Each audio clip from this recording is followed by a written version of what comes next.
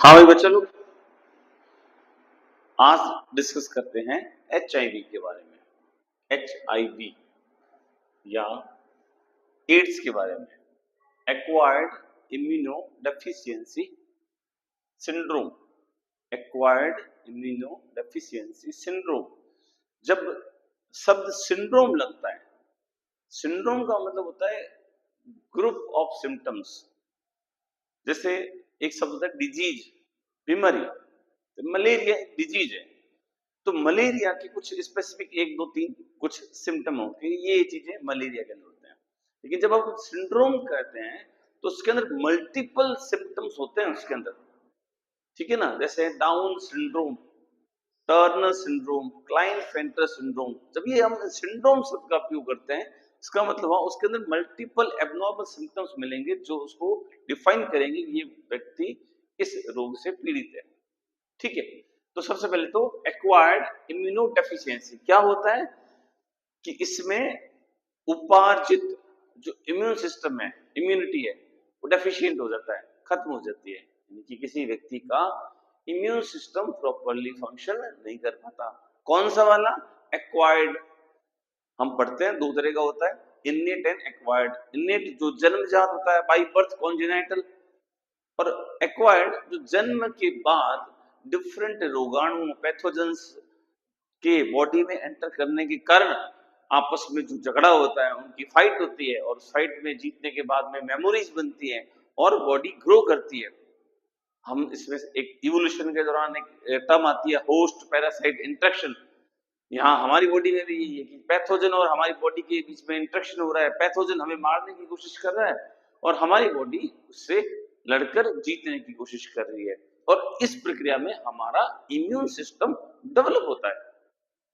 और ये इनमें से बहुत सारी चीजों को मेमोराइज कर लिया जाता है। तो बहुत सी ऐसी डिजीज होती है जो लाइफ लॉन्ग एक बार होने के बाद दोबारा नहीं होती, उसकी मेमोरी रहती है, एक्वायर्ड किया गया है।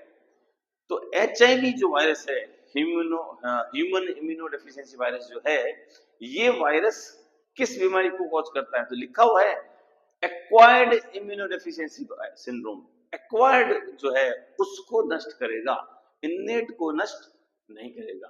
पर ओवरऑल उस इस रोग से पीड़ित व्यक्ति की इम्यूनिटी अत्यधिक डाउन हो जाती है, और उसके कारण, HIV के कारण या एड्स के कारण व्यक्ति की मृत्यु नहीं होती है बेटा। एड्स इम्यून सिस्टम को वीक कर देता है। जैसे मान लो कोई कंट्री है, कोई देश है और उसकी सेना है। यदि किसी कंट्री की मिलिट्री एकदम वीक हो जाए तो क्या उस पर आक्रमण करके जीता जा सकता है? हाँ, ऐसा ही कुछ है। एड्स से पीड़ित व्यक्ति की मृत्यु एड्स से नहीं होती है, बल्कि अन्य डिफरेंट टाइप के रोगों के कारण हो जाती है। यदि उसको निमोनिया हो गया तो वो ठीक नहीं होगा, उसको कोल्ड हो गया तो ठीक नहीं होगा, किसी भी अन्य प्रकार की डिजीज होने पर वो ठीक नहीं होगी, क्योंकि उसका इम्यून सिस्टम काम ही नहीं कर रहा। काम नहीं कर रहा तो मल्टीपल डिजीज उसके अंदर अलग अलग हो जाती है और उसके कारण उसकी डेथ हो जाती है। तो सबसे पहले 1981 के अंदर ये रिपोर्ट किया गया था। 1981 में सबसे पहले इसको रिपोर्ट किया गया था, और आज की डेट में ये कह रहे करीब 25 मिलियन लोगों को ये मार चुका है ना। इसकी वजह से लोगों की डेथ हो रखी है। अब आपसे पूछे what is the cause of AIDS, AIDS का कारण क्या है? तो आंसर आएगा HIV। HIV human immunodeficiency virus. Human immunodeficiency virus किस प्रकार का वायरस है? तो आंसर आएगा इट इज अ रेट्रोवायरस।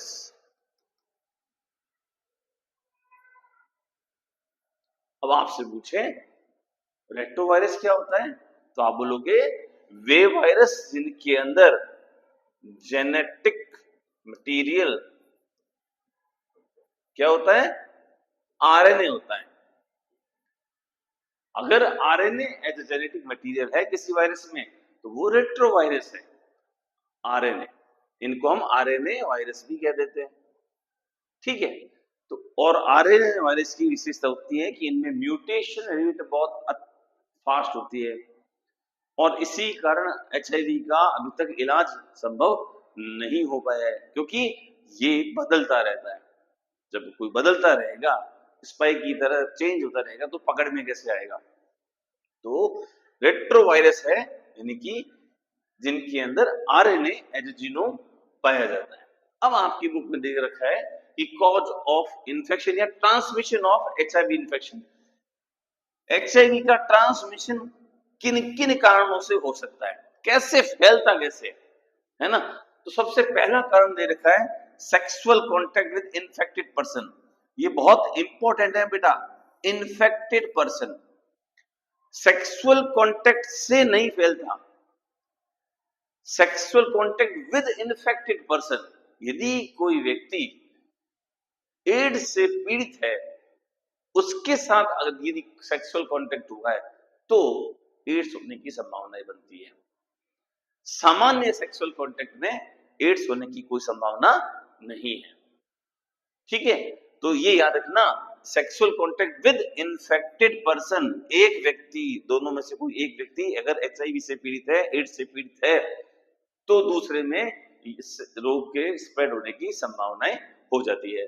दूसरा लिखा है ब्लड ट्रांसफ्यूजन से, या उसकी जो ब्लड ट्रांसफ्यूजन है, ब्लड की जो प्रोडक्ट है, कहीं आप प्लेटलेट चढ़ाते हैं मान लो, है ना, पूरा ब्लड नहीं चढ़ाते हैं, तो इन्फेक्टेड व्यक्ति का ब्लड यदि किसी सामान्य व्यक्ति को चढ़ा दिया गया, तो उस व्यक्ति में वो रोग हो जाएगा। तीसरा दे रखा है by sharing infected needle as in the case of intravenous drug abuse. जो नशे जो नशेड़ी होते हैं, नशा लेते हैं, जो आपने देखा होगा, पंजाब के बारे में सुना होगा कि वहाँ बहुत ज्यादा ड्रग्स ली जाती है, और हमारे NCERT में एक चैप्टर भी है जिसमें बताया गया है कि अलग अलग ड्रग्स को किस किस प्रकार लिया जाता है। उस ड्रग्स को लेने के प्रकार में एक टाइप होता है वाया इंजेक्शन। जो ये नशा करते हैं वो एक ही सिरिंज का उपयोग करके अपने अलग अलग, जो जैसे मान लो 5 लोगों का ग्रुप है, 6 लोगों का ग्रुप है, तो वो एक ही सिरिंज के अंदर वो डालेंगे ड्रग्स और अपने अपने आप लगा लेंगे। अब वो उनमें से कोई एक व्यक्ति यदि इन्फेक्टेड है, यदि उनमें से कोई एक व्यक्ति एड्स से पीड़ित है, तो उन 5-6 को जिन्होंने उस निडल का उपयोग किया है, उसमें एड्स होने की संभावनाएं बन जाती है। यदि वो इन्फेक्टेड नहीं है उनमें से कोई भी, तो उनको एड्स नहीं होगा। ध्यान रखना, एड्स इन्फेक्टेड पर्सन से दूसरे में फैलता है। मान लो कोई एक पर्सन है, ये मान लो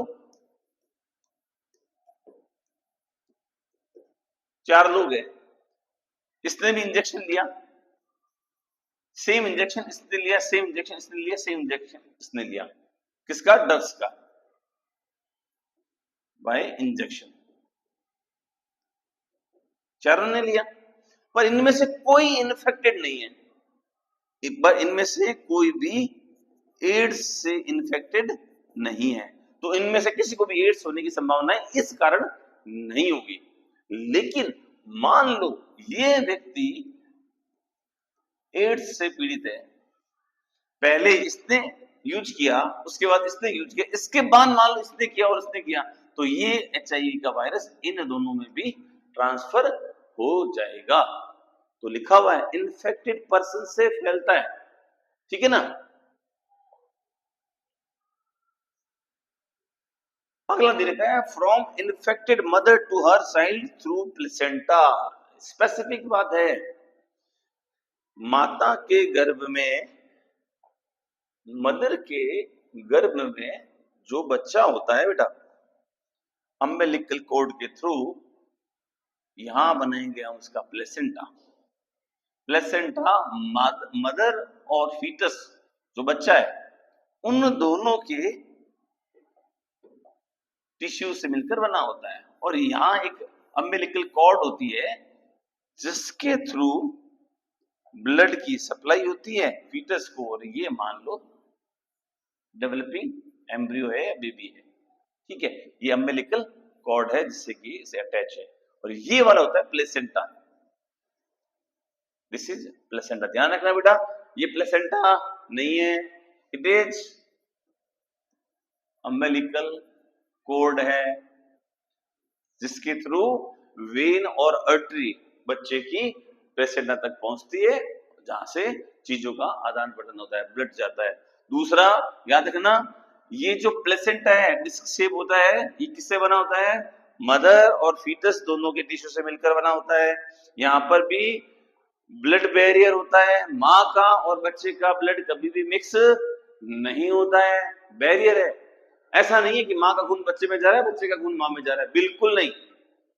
मदर और फीटस का ब्लड कभी भी मिक्स नहीं होता है, एम्ब्रियो का ब्लड मिक्स नहीं होता है। तो फिर जैसे मान लो ये मदर के टिश्यू हो गए और ये मान लो बच्चे के टिश्यू हो गए। अब यहां ब्लड कैपिलरीज हैं जो ब्लड की चीज छन के इस तरह से बच्चे के अंदर चली जाएगी और बच्चे वाली मदर में आ जाएगी ब्लड कैपिलरीज में। लेकिन कभी भी ऐसा नहीं होता कि खून मिक्स हो जाता है, तो बैरियर होता है। लेकिन HIV मां से बच्चे में ट्रांसफर कर लेता है। आपसे एक प्रश्न पूछा जा सकता है कि कौन सी इम्यूनोग्लोबुलिन मदर से बच्चे में प्लेसेंटा के थ्रू चली जाती है? आंसर बताना कमेंट बॉक्स में। मदर से बच्चे में प्लेसेंटा के थ्रू कौन सी इम्यूनोग्लोबुलिन ट्रांसफर की जाती है? ये आप मेरे को कमेंट बॉक्स में आंसर करके बताओगे। तो वापस चलते हैं, मां से बच्चे में प्लेसेंटा के थ्रू ये फैलता है, ठीक है। अब एक बात और ये कह रहा है कि ऐसे लोग जो मल्टीपल सेक्सुअल पार्टनर रखते हैं उनमें इस रोग के होने की संभावनाएं अधिक है, उनमें इस रोग के होने की संभावनाएं अधिक है। क्यों है? क्योंकि अगर उनमें से कोई भी एक व्यक्ति रोगी हुआ तो वो फिर सभी को रोगी बना देगा, ठीक है। एक बात और, HIV का इन्फेक्शन अगर किसी को हो गया, इसके जो सिम्टम्स हैं इसके आने में टाइम 5 से 10 साल 10 ईयर तक लग सकते हैं बेटा। इन्फेक्शन तो हो गया, इसको कहते हैं टाइम लैग, इतना समय ले लेता है। कोई व्यक्ति HIV से इन्फेक्टेड हो गया, उसमें धीरे धीरे धीरे वो सिम्टम आएंगे, कितना समय लग सकता है? 5 to 10 ईयर का टाइम लैग होता है इसके अंदर, अच्छे से पढ़ लेना।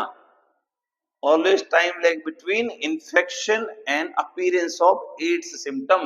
इन्फेक्शन और एड्स के सिम्टम के बीच में करीब करीब 5 से 10 साल का समय भी लग सकता है, इतना टाइम लैग होता है, इतना अंतराल होता है, ठीक है।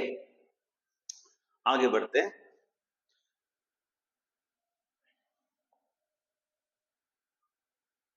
चलो, तो ये होता कैसे है देखो।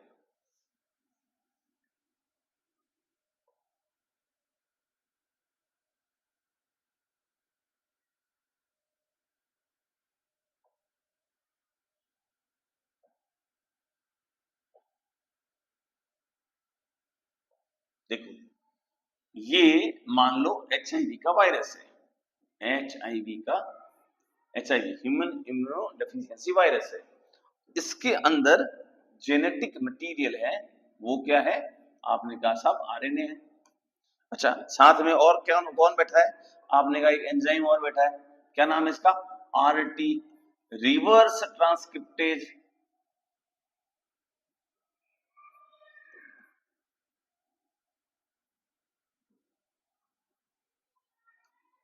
एंजाइम का नाम रिवर्स ट्रांसक्रिप्टेज। मान लो ये वायरस किसी की बॉडी में एंट्री कर गया बॉडी फ्लूइड के थ्रू। अब बॉडी में एंटर करने के बाद इसका पहला टारगेट कौन होगा? इसका पहला टारगेट होगा बॉडी की मैक्रोफेज।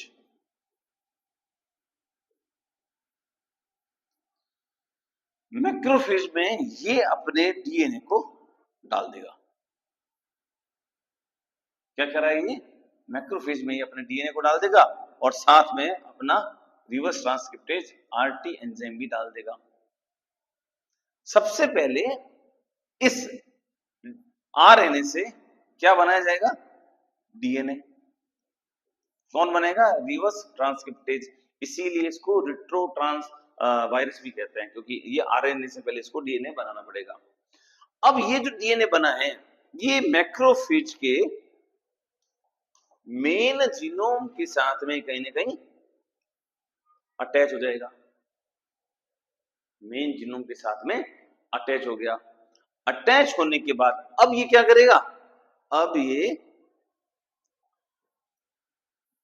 मान लो मैक्रोफेज है, और अब इसके जीनोम के साथ में कौन सा जीनोम जुड़ गया? आपने कहा कुछ ये वाला जीनोम जुड़ गया, एचआईवी वाला। ये क्या बनाएगा? आरएनए।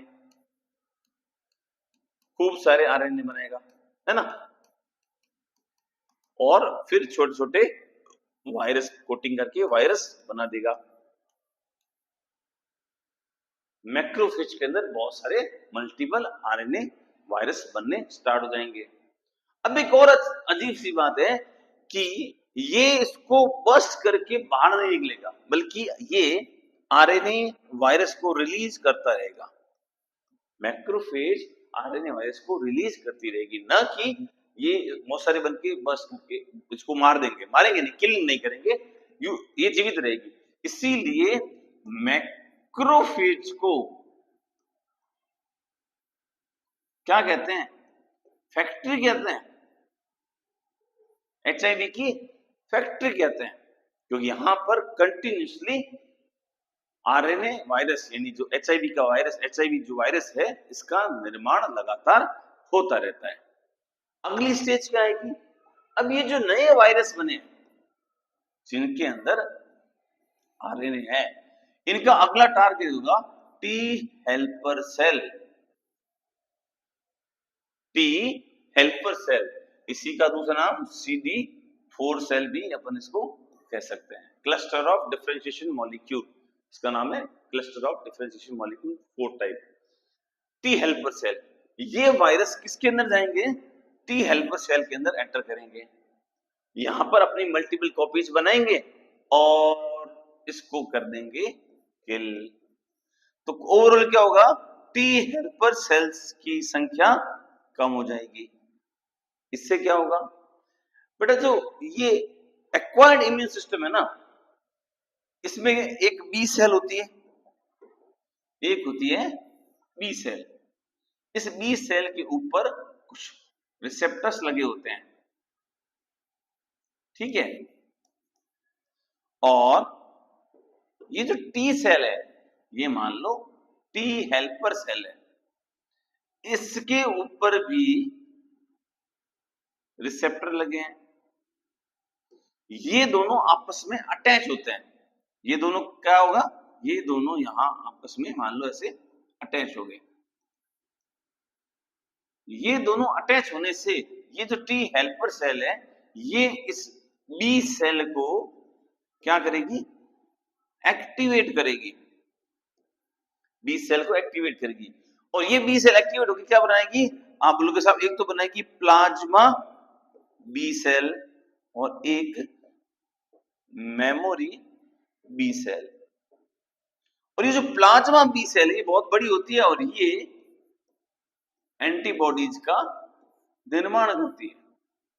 तो एंटीबॉडीज का निर्माण प्लाज्मा बी सेल करती है, और इसको एक्टिवेट करने के लिए कौन चाहिए? टी हेल्पर सेल चाहिए।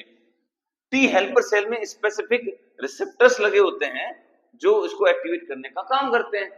अब यदि मान लो टी हेल्पर सेल की संख्या कम हो गई, तो बी सेल का एक्टिवेशन नहीं होगा। बी सेल का एक्टिवेशन नहीं होगा तो एंटीबॉडीज नहीं बनेगी, और एंटीबॉडीज नहीं बनेगी तो उस व्यक्ति की रोग प्रतिरोधक क्षमता कम हो जाएगी।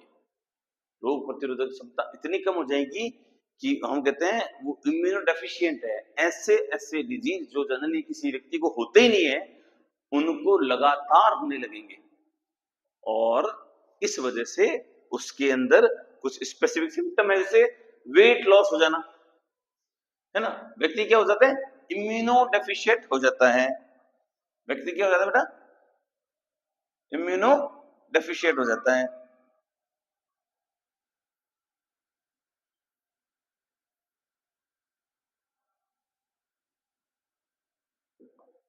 क्योंकि साफ साफ लिखा हुआ है कि ऐसे लोग जो हैं उनके अंदर माइकोबैक्टीरियम, वायरस और फंजाई के इन्फेक्शन होते हैं। और एक पैरासाइट दे रखा है टॉक्सोप्लाज्मा, माइकोबैक्टीरियम, वायरस, फंजाई और एक पैरासाइट टॉक्सोप्लाज्मा। इनके इन्फेक्शन कंटिन्यूसली हो जाते हैं, व्यक्ति हो जाता है इम्यूनो डेफिशिएंट। व्यक्ति कैसा हो जाता है? Immuno deficient. और इस कारण उस व्यक्ति की धीरे धीरे धीरे बॉडी वेट लॉस हो जाता है और बहुत ही दर्दनाक डेथ हो जाती है। अच्छा, इसको पता कैसे लगाते हैं? तो उसका डायग्नोस्टिक टेस्ट है, वो है अलाइजा, ELISA।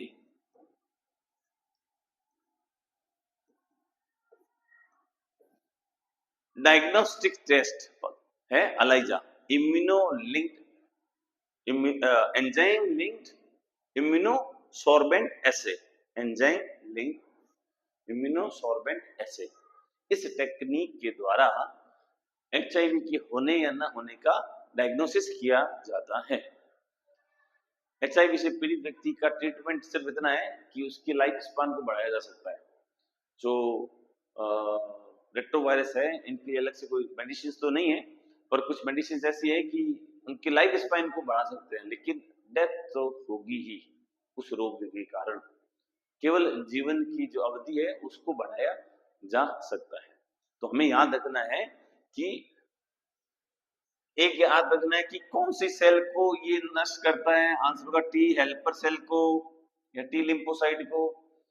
मैक्रोफेज किस रूप में काम करती है? आंसर होगा HIV बनाने वाली फैक्ट्री के रूप में काम करती है। ठीक है, चलो, थैंक यू।